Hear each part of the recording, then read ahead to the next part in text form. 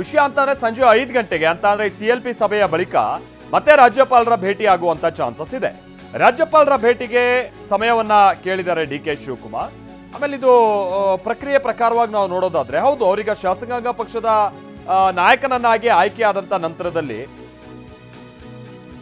ಅದೊಂದು ಪತ್ರದೊಂದಿಗೆ ಅವರು ಸರ್ಕಾರ ರಚನೆಗೆ ಹಕ್ಕು ಮಂಡಿಸಬೇಕಲ್ವಾ, ಆ ಕಾರ್ಯಗಳು ನಡೆಯುತ್ತವೆ. DK ಶಿವಕುಮಾರ್ ಸಂಜೆ 7 ಗಂಟೆಗೆ ರಾಜ್ಯಪಾಲರು ಮಂಗಳೂರಿಗೆ ಹೋಗುವಂತ ಚಾನ್ಸಸ್ ಇರುವಂತ ಕಾರಣಕ್ಕಾಗಿ ಅದಕ್ಕಿಂತ ಮುನ್ನ ಹೋಗಿ ರಾಜ್ಯಪಾಲರನ್ನ ಅವರು ಭೇಟಿ ಆಗೋರಿದ್ದಾರೆ.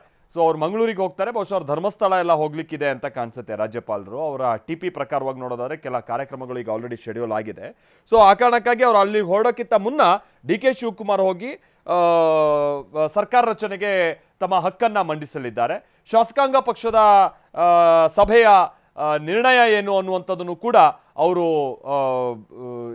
ರಾಜ್ಯಪಾಲರಿಗೆ ಅದನ್ನ ಸಲ್ಲಿಸೋರಿದ್ದಾರೆ. ಆ ಪತ್ರವನ್ನ, ಶಾಸಕರುಗಳ ಬೆಂಬಲ ತನಗಿರುವಂಥದ್ದನ್ನ ರಾಜ್ಯಪಾಲರು ಮಧ್ಯಾಹ್ನ 1 ಗಂಟೆಯ ಬದಲಾಗಿ ಸಂಜೆ 7:30ಕ್ಕೆ ಪ್ರಯಾಣವನ್ನ ಮಾಡ್ತಾ ಇದ್ದಾರೆ.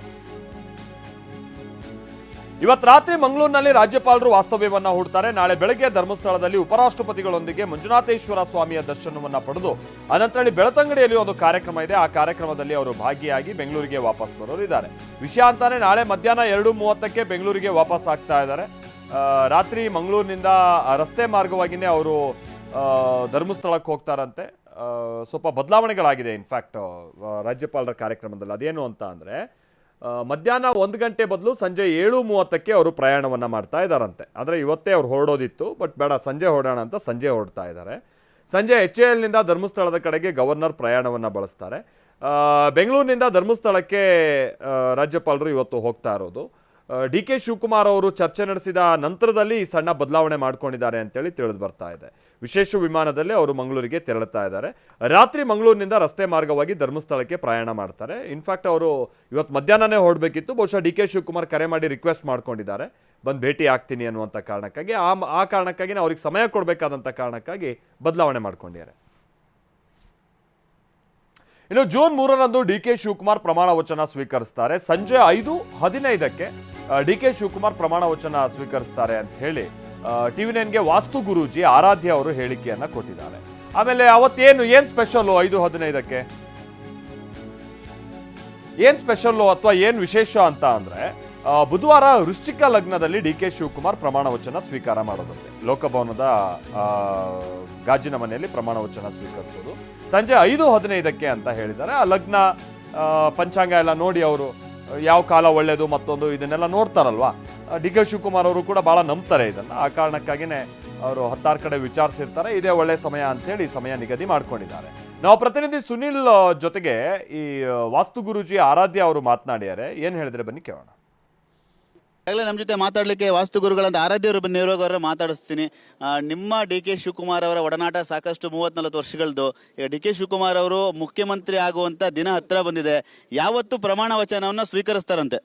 3ನೇ ತಾರೀಕು ಬುಧವಾರ ಸಾಯಂಕಾಲ 5:15 ಸಂಜೆ.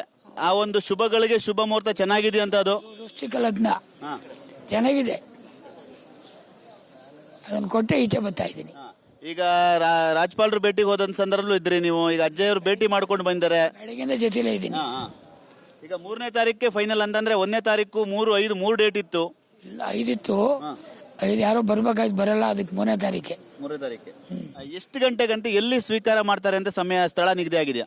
ರಾಜಭವನಲ್ಲಿ ರಾಜಭವನಲ್ಲಿ ಸಾಯಂಕಾಲ 5:15ಗೆ. ಈಗ ಒಬ್ಬರೇ ಪ್ರಮಾಣ ವಚನ ಸ್ವೀಕರಿಸಿದ್ರೆ ಒಳ್ಳೇದಾ, ಇಲ್ಲ ಅವ್ರ ಜೊತೆ ಸಚಿವ ಸಂಪುಟ ಸಹೋದ್ಯೋಗಿಗಳು ಸ್ವೀಕಾರ ಮಾಡಿದ್ರೆ ಒಳ್ಳೇದು? ನನಗೆ ಗೊತ್ತಿಲ್ಲ, ಅದು ಅವರಿಷ್ಟ.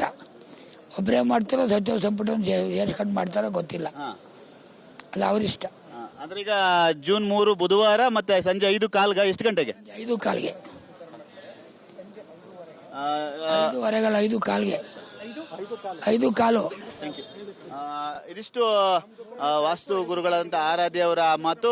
DK ಶಿವಕುಮಾರ್ ಅವರು ಬುಧವಾರ ಸಂಜೆ ಅಂದ್ರೆ ಜೂನ್ 3 ಬುಧವಾರ ಸಂಜೆ 5:15ಗೆ ಪ್ರಮಾಣ ವಚನವನ್ನು ಸ್ವೀಕರಿಸ್ತಾರೆ. ರಾಜಭವನದಲ್ಲಿ ಲೋಕಭವನದಲ್ಲಿ ಪ್ರಮಾಣ ವಚನವನ್ನ ಸ್ವೀಕರಿಸ್ತಾರೆ ಅನ್ನೋ ಮಾತನ್ನು ಕೂಡ TV9 ಜೊತೆ ಹಂಚ್ಕೊಳ್ತಾ ಇರೋದು. ಕ್ಯಾಮರಾಮನ್ ಸೈಯದ್ ಜೊತೆ ಸುನಿಲ್, TV9 ಬೆಂಗಳೂರು.